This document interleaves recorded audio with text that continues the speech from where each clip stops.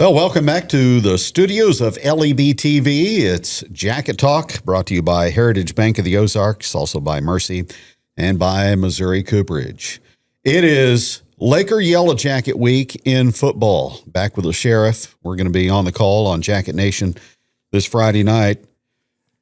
After Lebanon went to the COC and the Ozark Conference broke up, and Camdenton went to the CMAC, didn't really wondered if Lebanon and Camdenton's series was going to be over forever in football. If but this divorce would last, Yeah. and so it has not. And I don't know about you, but I was tuned in listening to the ball game last Friday night, and I got to tell you, I was hoping for a Laker win simply to have this rematch of the Yellow Jackets and the Lakers because it's been so much fun through the years. Well, after a down period in Lebanon football, they made it a rivalry again once Will Christian arrived, and you go back. They've met 51 times, according to the research I've done, thanks to our Lebanon football historian, Judge Larry Winfrey. Lakers have won 32, and the Yellow Jackets have won 19. You go back to Lebanon football in the 40s, the 50s, and the 60s. Yellow Jacket football was pretty stout back in that time frame. Very dominant during the time period of Hadley Phone in 1948-49, and I think it was against Mountain Grove that he had like 7 touchdowns, and a guy came out of the stands after he scored a touchdown and hit him over the head with a Coca-Cola bottle, and but he continued the game, and in the 60s we're a dominant football program, and then really after George Newton, I think, left about 1971-72, started to fall on hard times and went through that period where I think we went 0-42. And, I saw Chuck Blair the other day, and it reminded me the first Camdenton-Lebanon game that I remember was in the fall of 1977, and Chuck Blair was the Camdenton quarterback and kicker, and Kevin, he single-handedly beat the Lebanon Yellow Jackets. He went on to have a great career at Central Missouri State University, but so my first recollection of Camdenton, Lebanon was an away game in 1977 at Camdenton where Chuck Blair put on a show. Dave Thomas was the head coach. That was his first year at Lebanon. You were part of the football program at that time. Yeah. And Lakers won that game back in 77. That was the third year for Bob Shore's tenure at Camdenton. But you go back, Lebanon won 5 of the first 6 games in the series, according to Lebanon statistics. That started when Gary Nichols was the head coach back in 1967. Yeah, and Lebanon was really good at that time in football. Had a quarterback that went and played at MU for Lebanon back then. I'm trying to think of the last name, Jackson maybe. Fred Jackson. Fred Jackson. So you had people like that played back then, and and then you go into the early 70s, and I don't remember if they were playing Camdenton then, but you had our good friend Johnny North was a top-notch running back during that. John LeBlanc, who had a great career at Missouri Southern, was on a football team in the early 70s. But yeah, the 60s were really a heyday of some really good Lebanon football. You mentioned George Newton. He went 4-1 against Camdenton while the head coach at Lebanon. Then you go back into the 60s. Of course, you had Bob Price. Right. That was the head coach at Lebanon before he went to Glendale. And prior to that, in the 50s, George Bishop was the head coach at Lebanon. So Bob Coulter, he took his team to the Ozark Bowl back in the late 40s. So as we mentioned, back in that era, Lebanon football was pretty good, but then hard times arrived in the 70s, into the 80s, until Harve Welch got here back in 1987. And a lot of that hard time went through a lot of coaching changes. When I was go back all the way to probably 1975, Wayne Smith was the head coach. They go on 10 under him. They get a guy from Arkansas that comes up here by the name of Jerry Cecil, had great tenure down in Arkansas. He came here, put a lot of enthusiasm into the program, goes 0-10, leaves the next year. Jess Grizzell becomes the interim head coach.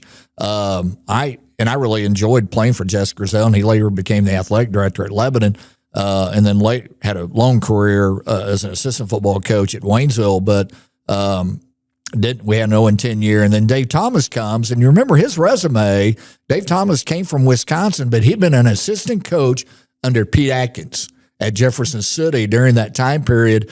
And I'm going to say from 1957 to 1965, they won 70 straight games in Jeff City. And so we get a coach from that area and from that lineage of Pete Atkins. And so we think we're going to get the program really turned around. And we did in 79 or 78, in the 78-79 school year. Lebanon goes 5-5 and very competitive. And then Thomas had a couple of down years, and then the 80s weren't very kind. Whenever I was here, this was all metal fence. The heart of LHS was family. The best tradition that I can think of with marching band was the marching competitions. Oh yeah, I remember these green shirts. I was most involved with FFA. I also played basketball. I did unbelievably win an award for a poem I wrote. I'm Ryan Southard. I'm Amber Foote. I'm Kayla Burns. I'm Kim Light. I'm the CEO of Heritage Bank of the Ozarks, and I am proud to be a Yellow Jacket neighbor.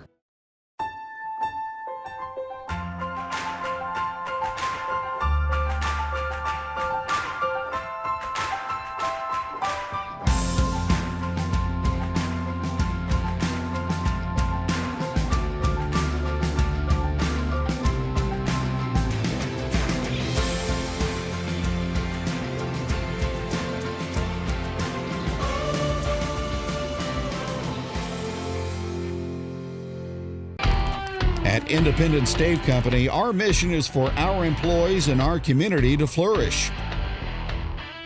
That means supporting Lebanon's people, businesses, and schools today and always. We're proud to call Lebanon home, and we're here to support our hometown every play, every game, and every season. Missouri Cooperage, where community and teamwork always win. Go Yellow Jackets!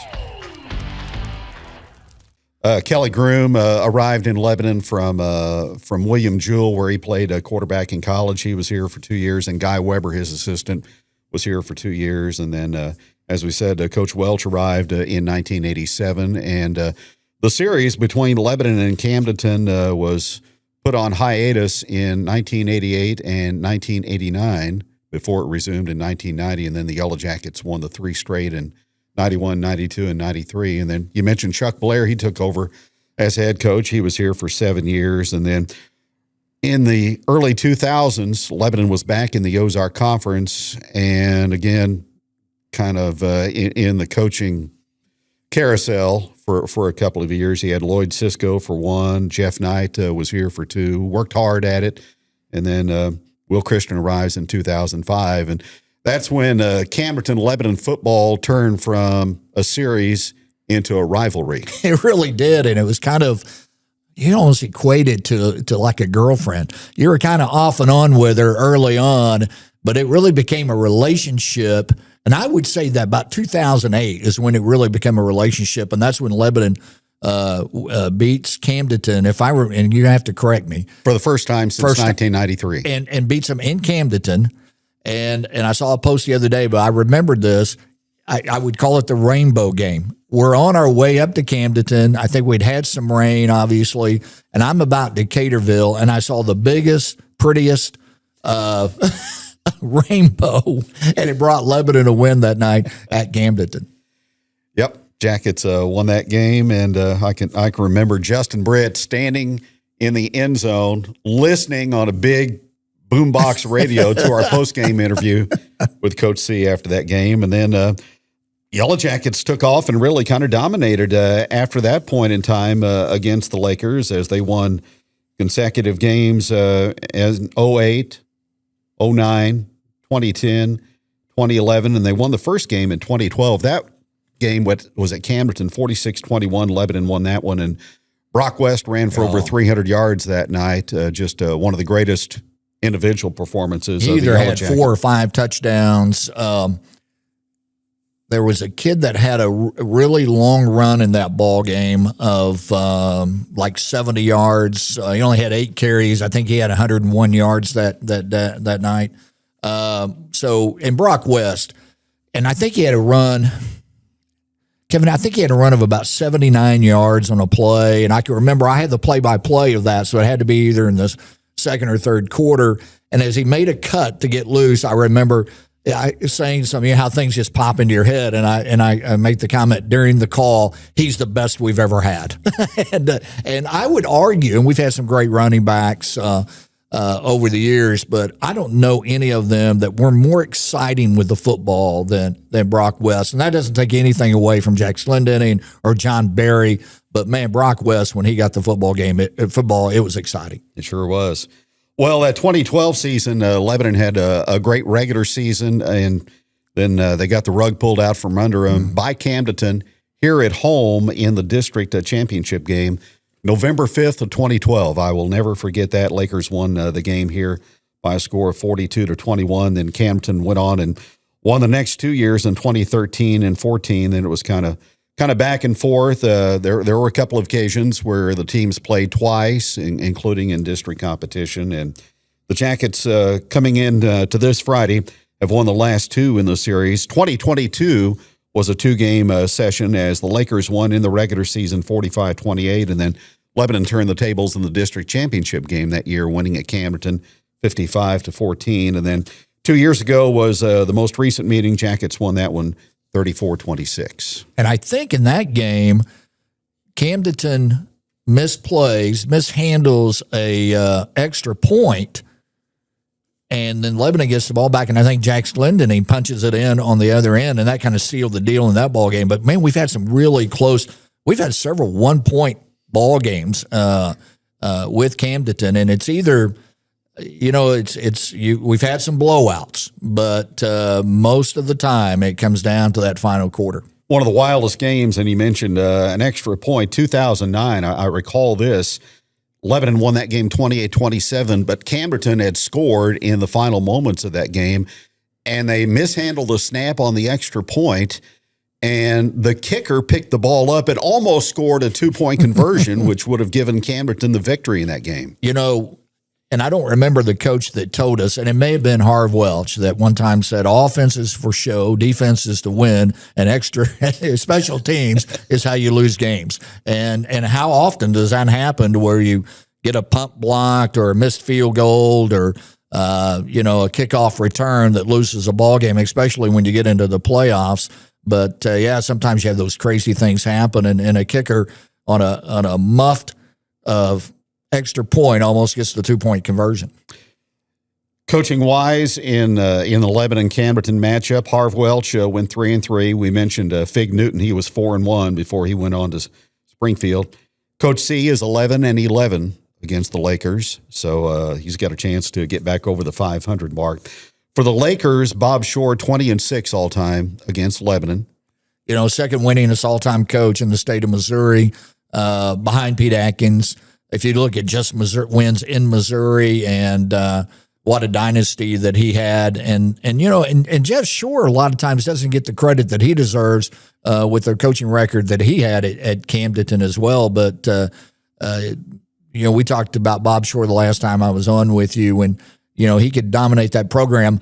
He was one of those coaches that coaches will tell you, well, he can beat you with yours, or he can beat you with his. He can just beat you. Yep. Jeff Shore, 8-7 all time against Lebanon. Par Pitts, 0-1 against the Yellow Jackets. He'll have his second matchup in this series coming up this Friday night at Jacket Stadium. So that kind of capsulizes what's gone on in the series. Again, the Lakers won 14 straight against Lebanon from 1994 to 2008.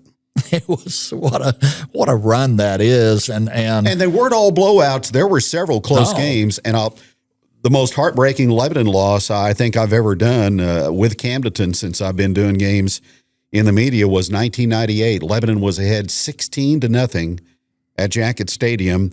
Final play of the third quarter, Matt Brock throws a pass that gets tipped in the secondary. The Lakers run it in for a touchdown. They grab the momentum. They get the game into overtime, and they win it in overtime, 23-16. And, and that was the thing that if, you try to stay close in a ball game, and if it's close, that guy on the other sideline makes a big difference in what he can call. And we saw him do that so often in major games. And we're talking about Bob Shore, that he just had that ability to to pull things off. You know, one of the games that we ended up getting beat bad, but if I recall correctly, Kevin, September 11th, 2001 was on a Tuesday. That Friday after 9/11, we're in Camdenton for a football game, and I remember that. I remember the kids lined up for the national anthem and what that meant on that date in that week of September of 2011. So just a lot of memories that kind of flood. You know, you talked about Brock West, and I think 350 some yards and 4 touchdowns. Ryan Howerton had some great games throwing the football. You know, I called, when we called his games, I remember talking about maybe the toughest quarterback we've ever had here. Not only throwing the football, but he could throw the football, stay in the pocket, take a pounding if he had to. And, you know, he had a great career, and he had some big games against Camden. I think if you looked at Brock West's rushing record against Lebanon for 2 years, he almost 500 yards just against Camdenton. And so, again, some great individual performances over the year. Cole Riggins that was a field goal kicker, and I think he hits a 32-yard field goal in a very close 14-12 ball game maybe for Lebanon. So, yeah, it's been a great series. Sure has. Well, we look forward to this Friday night, certainly, and we're going to be doing the telecast again on Jacket Nation Sports, but access has to come through Misha TV, so you need to download that Misha app on your smart TV and access our broadcast that way. Click on Jacket Nation Sports, and we'll bring it to you. Of course, be great to see a big crowd at Jacket Stadium for a district game this Friday. Yeah, you know, this game has like 3 levels to it. One, I think, is as coaches and players, you get ready for this game. If you're the coaches, and I don't pretend to know that very much about anything, but if I'm the coach, I'm looking at this. Our opponent has no name. And I'm telling that to the kids. Only thing we're worried about, you don't get caught up in all this. You worry about on 3rd down and 7, they have a tendency to run this play. You need to know where you need to be. You're going to play for the fun of it. You're going to play for your teammates, and you're going to play to get to the district championship game, because our goal is to win the district. So don't get caught up in all of this. But from a fan and community standpoint, this is a lot of fun. And this is a game, Kevin, I can remember you telling me one time your dad taking you to, I think, a Stoutland-Dixon game with John Brown played. These are that type, and that would have been 1968, 69. I think this is the type of game to when you're an 8th grader that you remember going to the football game with your dad and your mom and brothers and sisters dressed up in black and gold. And you had to get there at 5:30 to get a good seat. And you're going to remember this for the rest of your life, that you were there for a Camdenton Lebanon game in the semifinals of the district. And so, and from a broadcast standpoint, does it get any more fun than this? No, we'll both have a lot of adrenaline pumping through us. It's going to be a sad night for us, too. Kind of emotional. It'll be our first game without our good friend Wayne Birch, who passed away last summer. Yeah, Fred Bird. And he'd come into the booth, number one, to talk about Cardinal baseball, but he would tell us about the Lakers and you know, and he was always very supportive of Lebanon, as never badmouthed Lebanon, never walked in the broadcast booth and said, listen, you're going to get beat 42-0. It was none of that. In fact, it was he might have been thinking that. Yes, it was usually opposite of that. I don't know if we can stay with you or not, but Wayne Birch, what a great guy, started his coaching career at Stoutland, and it's going to be tough not having him there. Yep.